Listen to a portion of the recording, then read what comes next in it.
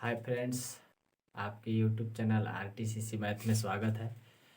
Friends, आज आपके लिए अगला पार्ट लेकर आया हूँ और बाकी क्या कहें, आप तो खुद ही समझ रहे होंगे।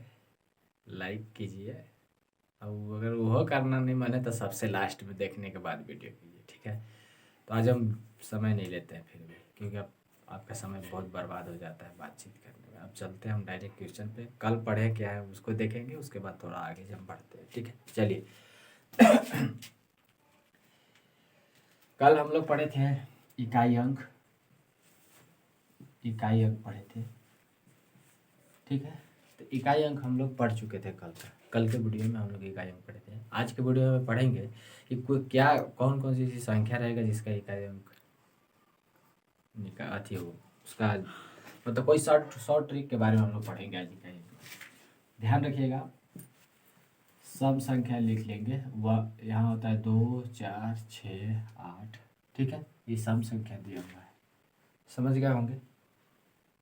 2, 4, 6, 8 में अगर सम संख्या 2, 4, 6, 8 में अगर 5 से विभाजित किया जाए, 5 से गुना किया जाए तो 5 से गुना किया जाए तो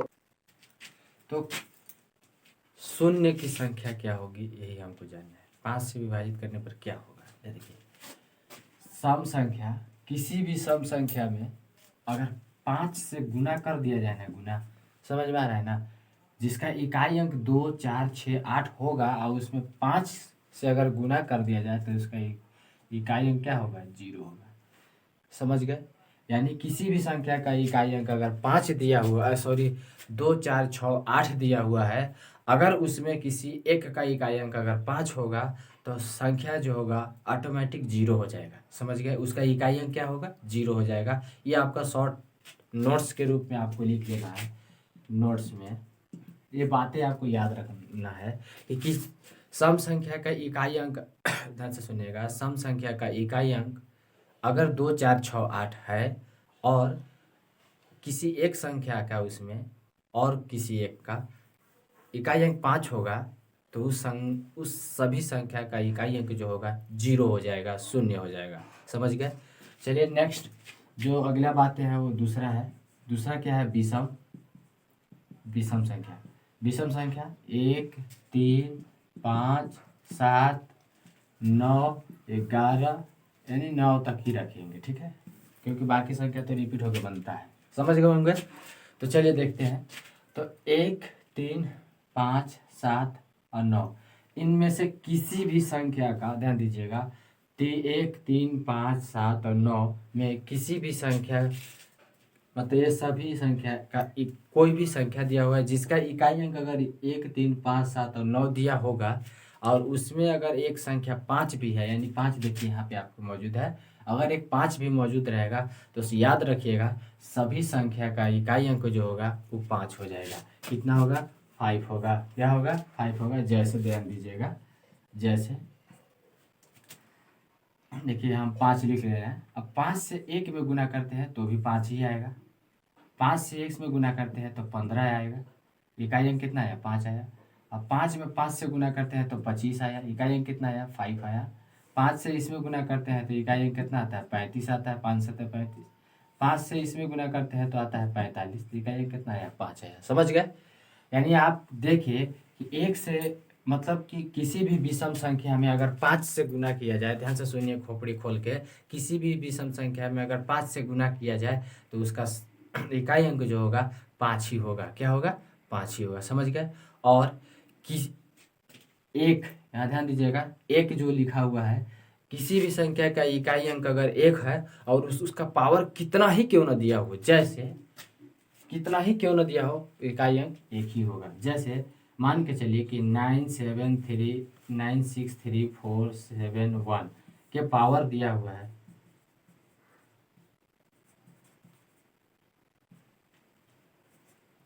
इतना पावर दिया हुआ है, तो इसका इकाई अंक क्या होगा। तो इकाई अंक जो भी होगा, आपको पहले मैं बताया हूँ कि 4 से जब हम इसे डिवाइड करते हैं, 4 से इसमें हम भाग देते हैं तो शेष आने की संभावना क्या है, 1। 2 और 3, ठीक है, यही आएगा, इसमें से कुछ नहीं आ सकता। तो मान लेते हैं कि इसको भाग देने के बाद शेष आने की संभावना 3 आ जाता है, तो 1 को अगर हम 3 बार गुना करेंगे तो 3 ही रह जाएगा, 2 बार गुना करेंगे तो 2 ही एक ही रह जाएगा, ठीक है, 3 बार करेंगे तो भी 1, 2 बार करेंगे तो भी 1, और 1 बार भी करेंगे तो भी 1। समझ गए होंगे। तो सबसे नोट्स वाली बात यहाँ यही है कि किसी भी सम संख्या या विषम संख्या में 5 से गुना किया जाए, तो सम संख्या में अगर 5 से गुना करते हैं तो 0 हो जाएगा, इकाई अंक होगा, और 1 से गुना करते हैं, या सॉरी, विषम संख्या से अगर 5 को गुना करते हैं तो सभी संख्याएं का इकाई अंक 5 हो जाएगा। हमें उम्मीद है आपको बहुत अच्छी तरह से समझ में आया होगा। चलिए देखिए, यहाँ आप देख लीजिए। चलिए आगे।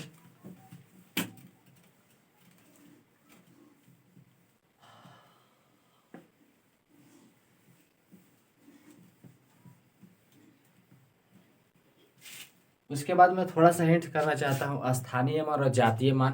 तो स्थानीय मान और जातीय मान हम पढ़ेंगे। स्थानीय मान एंड जातीय मान, इसको अंकीय मान भी कहते हैं, अंकीय मान भी कहते हैं। समझ गए।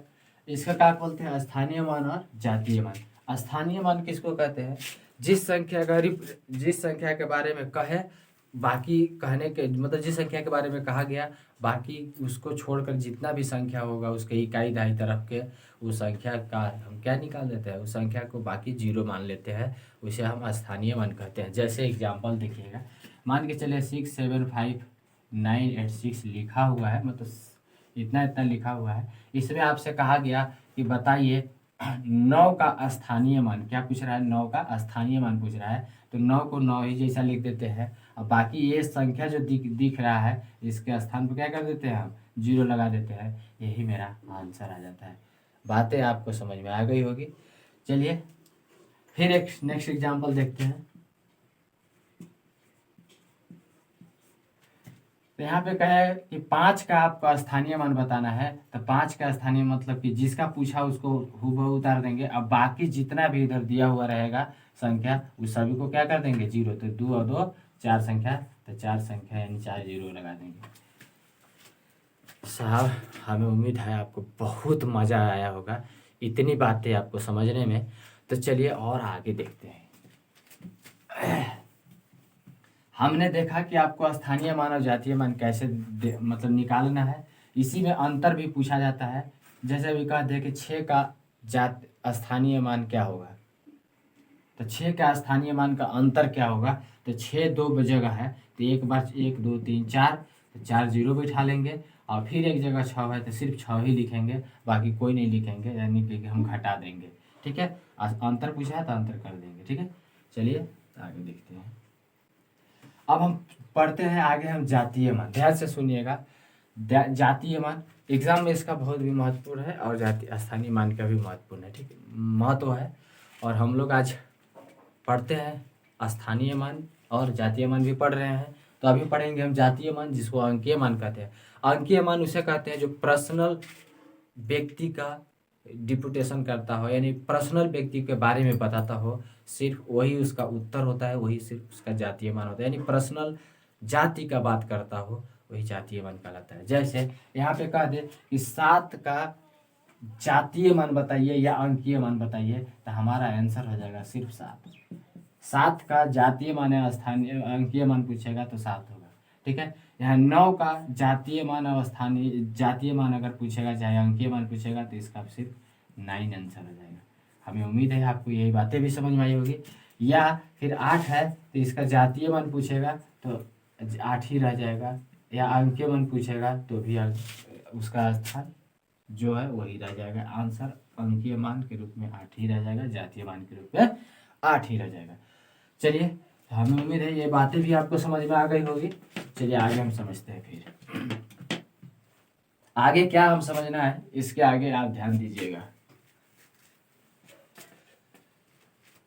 परिमेय संख्या के बारे में अभी हम समझाते हैं, ध्यान से समझिएगा। एग्जाम में बहुत जबरदस्त वेटेज है, याद रखिएगा। आज जो मैं आपको बता रहा हूँ परिमेय संख्या, शायद हमें उम्मीद है आपको ज़िंदगी में कभी भूलने की आवश्यकता, यानी भूलेंगे नहीं, कारण क्या है उसका भी मैं आपको तोड़ बता देता हूँ। कारण यह है कि एग्ज़ाम में बहुत ही ज़्यादा वेटेज से पूछा जा रहा है, यानी कि एग्ज़ाम में बहुत ही ज़्यादा पूछा जा रहा है।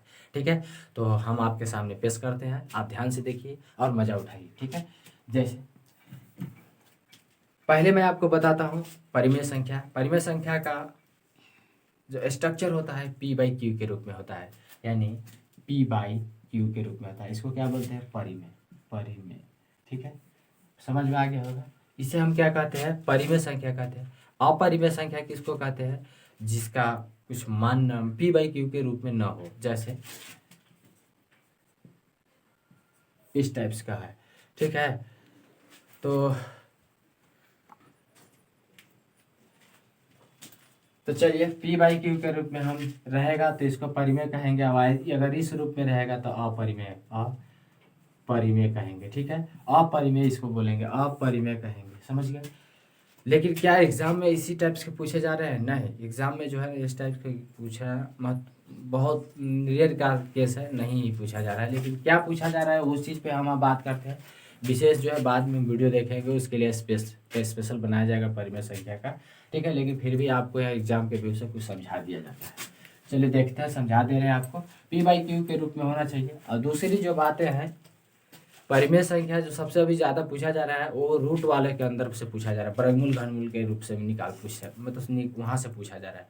तो याद रखिए, नोट कर लीजिए, अपने खोपड़ी में सेट कर लीजिएगा। शायद आप तक शायद ज़िंदगी में ना पढ़े हो या पढ़े होंगे तो भी बेस्ट, और नहीं भी पढ़े हैं तो कोई बात नहीं है, हम पढ़ा दे रहे हैं आपको, कोई दिक्कत नहीं। तो चलिए ठीक है, परिमेय संख्या हम उसे निकालेंगे जो जिसका स्थानीय मान सॉरी वो क्या बोलते हैं, जिसका वर्गमूल निकल जाए, या घनमूल निकल जाए, जिसका वर्गमूल निकल जाए या घनमूल निकल जाए उस संख्या को परिमेय संख्या कहते हैं। और जिसका नहीं निकलेगा उस संख्या को अपरिमेय कहेंगे। जैसे देखिए आपके सामने, यहाँ देखिएगा संख्या 8 है, ये देखिए। आप पहले बता दें थोड़ा सा, अगर ये साइन है तो ये वर्गमूल का साइन है, वर्गमूल है। ठीक है, और इसके अंदर √3 लग गया है तो ये घनमूल है, घनमूल। ठीक है, ये वर्गमूल हो गया, ये वर्गमूल है, ये घनमूल का है। ठीक है, तो यहाँ इस तरह से लिखा हुआ है और यहाँ पे फिर 8 लिख दिए। फिर ध्यान दीजिएगा,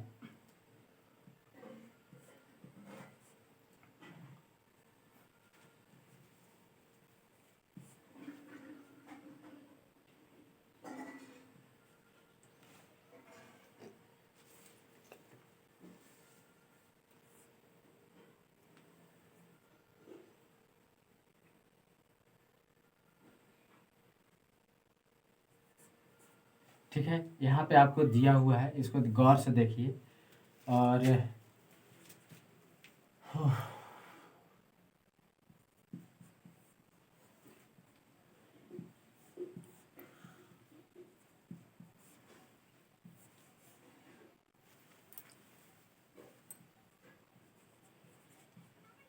संख्या यहाँ पे लिखी हुई है, ये इसी में से आपको इसी टाइप के एग्जाम में पूछा जा रहा है।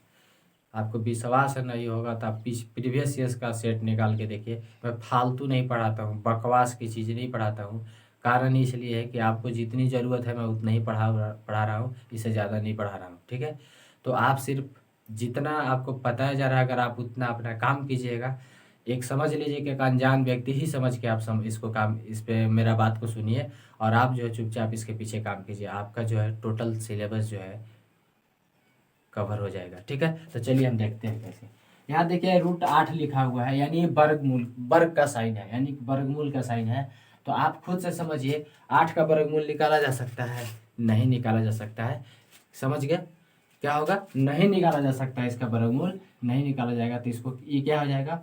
अपरिमेय, अपरिमेय संख्या हो जाएगा, अपरिमेय संख्या होगा। लेकिन यहाँ थोड़ा सा देखिए, इसके बाद आप यह देखिए, यहाँ 3 लिखा हुआ है। कितना लिखा हुआ है? 3 लिखा हुआ है, यानी कि घन क्यू लिखा हुआ है, यानी कि घनमूल लिखा है, घनमूल का साइन है। तो 8 का घनमूल टूटेगा? यस टूटेगा। देखिए कैसे टूटता है। 8 है, 2 बार में करिएगा तो यहाँ 4 आ जाएगा, फिर 2 से करिएगा तो 2 हो जाएगा, फिर 2 से करिएगा तो 1 हो जाएगा। तो ये क्या है? 3 बार में टूटा, 2 गुने 2 गुने 2 टूटा, यानी कि इसमें से 1 निकल जाएगा 2, यानी कि ये 2 के रूप में टूटा। इसलिए ये, यानी कहने का मतलब है कि इसका घनमूल निकल गया, इसलिए ये क्या हो गया, परिमेय संख्या होगा, परिमेय संख्या बन गया। और इसमें एक और नोट बात से ध्यान रखिएगा, देखिए आपको एक कहानी के रूप में आपको याद करा देता हूँ। यहाँ जितना भी दिया हुआ रहेगा यहाँ पे, ये कहता है इससे कि चाहे तुम कितना भी कुछ भी हो, लेकिन अगर तुम मेरे बराबर में टूटोगे, यानी कि मैं 3 हूँ तो 3 स्टेप पे टूटोगे, तो समझो कि तुम वर्गमूल हो या घनमूल हो, समझ गए। यानी 3 है तो घनमूल होगा, और 2 रहेगा तो वर्गमूल होगा, ठीक है। तो आप समझ गए होंगे यानी क्या कहता यही है कि चाहे तुम जितने भी हो, लेकिन अब तुम अगर मेरे बराबर में टूटोगे, मैं जितना संख्या हूँ उतने संख्या के रूप में टूटोगे, उतने ही काउंट के रूप में, चाहे कोई भी संख्या टूटे, तो समझ जाएंगे कि तू परिमेय है, अन्यथा अपरिमेय है। देखिए कैसे, अब यहाँ रूट, यहाँ क्यू लिखा हुआ है, क्यू मतलब कि घन क्या है, घनमूल है, यहाँ क्या है, घनमूल है, लेकिन 4 किसी का घनमूल नहीं निकलता है, ये क्या है, अपरिमेय है। यहाँ 64, यहाँ 5 लिखा हुआ है, तो इसका परिमेय एक टूटेगा, तो जी देखिए 2 गुने 2 गुने 2 गुने 2, 2 दूना 4 दूनी 8 दूनी 16 दूना 32, 2 दूना 4 दूनी 8 दूनी 16 दूना 32, टूटा नहीं टूटा, 5 बार है ही था, यहाँ 5 बार लिखे तो नहीं आया, 32 तक आया, इसलिए क्या होगा, अपरिमेय, अपरिमेय होगा, समझ गया में आ गया होगा।